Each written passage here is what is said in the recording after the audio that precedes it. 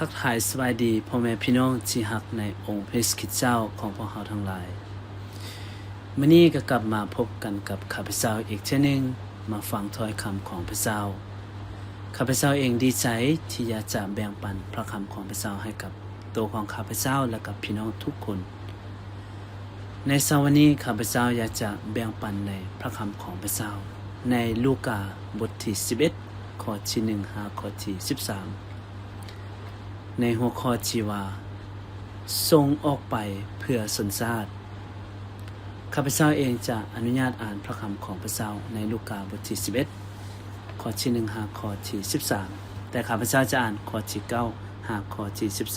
13ในพระคำของพระเจ้าได้ทรงกล่าวว่าฝ่ายเฮาจึงบอกแก่พระเจ้าว่าจงมั่นคอและพระเจ้าจะได้รับจงมันซอกหาและพระเจ้าจะได้พบจงมันเคาะและจะมีผู้ไขประตูให้ด้วยว่าทุกคนที่มันเคาะก็ได้รับผู้ใดที่มันซอกหาก็ได้พบและผู้ใดที่มันเคาะก็จะมีผู้ไขประตูให้มีผู้ใดในพวกเจ้าที่เป็นพ่อจะเอางูให้เมื่อลูกของตนเองขอปลาหรือจะเอาแมงงอดให้เมื่อลูกขอไข่โดยเหตุนั้นพวกเจ้าผู้เป็นคนชั่วก็ยังรู้จักเอาของดีให้แก่ลูกของตนหลายกว่านั้นอีกจักเท่าใดพระบิดาเจ้าของพวกเจ้าผู้สถิตอยู่ในสวรรค์ก็จะประทานพระวิญญาณบริสุทธิ์เจ้าแก่ผู้ที่ขอจากพระองค์เอเมนนี่คือพระคำของพระเจ้าที่มาถึงพวกเราในเช้าวันนี้ในพระคำของพระเจ้าในตอนนี้เราจะเห็นว่าเป็นช่วงเวลาที่สาวกของพระเยซูคริสต์พวกเขาได้เห็นพระเยซูคริสต์ทรงกระทำสิ่งใดพวกเขาก็ขอให้พระองค์สั่งสอนพวกเขาสิ่งนั้นมื้อนี้พี่น้องในมื้อนี้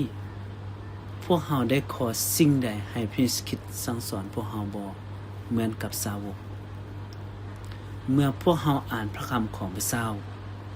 เราเห็นพระเยซูคริสต์กระทำสิ่งใดแด่ในชีวิตของพวกเราและให้เราอธิษฐานให้พระองค์ทรงสั่งสอนพวกเราเช่นกันบ่แม่นแต่เราจะสรรเสริญพระองค์ชื่นชมพระองค์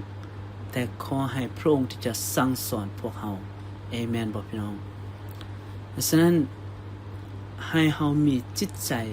ที่อยากจะเฮ็ดในสิ่งที่พระคริสต์เฮ็ดเหมือนกับสาวกของพระองค์ที่เห็นมื้อนี้เราจะเห็นว่าสาวกของพระคริสต์ได้เห็นพระคริสต์อธิษฐานเขาก็อยากจะเรียนรู้จากพระองค์อยากจะศึกษาการอธิษฐานเหมือนกับพระคริสต์ข้าเจ้าก็อาจจะบอกกับพระคริสต์ว่าให้พระเยซูทรงสั่งสอนให้พวกเขาอธิษฐานด้วยนี่เป็นการแสดงท่าทีการท่อมใจของสาวกที่อยากจะเรียนรู้จากองค์พระคริสต์นั่นคือพี่น้องอยู่ในข้อที่2ถ้าพี่น้องอ่านเบิ่งคำอธิษฐานของพระคริสต์ในบทนี้เนาะพระคริสต์ได้ไปถ้าพี่น้องอ่านข้อที่1มาพระคริสต์ได้ไปอธิษฐานอยู่สถานที่แห่งหนึ่งและอยู่ในข้อที่2และข้อที่2พระคริสต์ก็ได้เว้ากับสาวกว่าพระเยซูเจ้าทรงกล่าวแก่พวกเพิ่นว่าเมื่อพวกเจ้าภาวนาอธิษฐานจงเว้าดังนี้ข้าแด่พระบิดาเจ้าขอให้พระนามของพระองค์เป็นที่เคารพบูชาขอให้ราชอาณาจักรของพระองค์มาตั้งอยู่ถึงโลกนี้เราจะเห็นสิ่งทำอิฐที่พระคริสต์สอนพวกเขาพระคริสต์ได้สอนให้พวกเขาอธิษฐานให้ทุกสิ่งทุกอย่างเป็นตามน้ำพระทัยของพระเจ้าให้ราชอาณาจักรของพระเจ้ามาตั้งอยู่ถึงแผ่นดินโลกนี่คือสิ่งที่เราจะอธิษฐานพี่น้องอธิษฐานให้ราชอาณาจักรของพระเจ้าที่จะมาตั้งอยู่ถึงแผ่นดินโลกนี้และตัวที่2เราก็จะเห็นว่าอยู่ในข้อที่3ข้อที่4ข้อที่3พระคริสต์สอนพวกเขาอธิษฐานให้พวกเขาขอให้พระเจ้าเป็นผู้ที่โปรดประทานอาหารและตัวที่3ยกโทษบาปกรรม อันนี้คือสิ่งที่พระองค์ได้สอนพวกเขาและถ้าพี่น้องอ่านลงไปข้อที่5ข้อที่8พระคริสต์เจ้าได้เปรียบเทียบกับหมู่เพื่อนเหมือนถ้าเจ้ามีเพื่อนมีบ่หมู่คู่ที่บ่อยากเอาอาหารการกินให้นั่นคือพระเจ้าก็ต้องเอาให้แม่นบ่พี่น้องและข้อที่9ข้อที่13พระคริสต์ก็ได้เปรียบเทียบเหมือนดังลูกกับพ่อ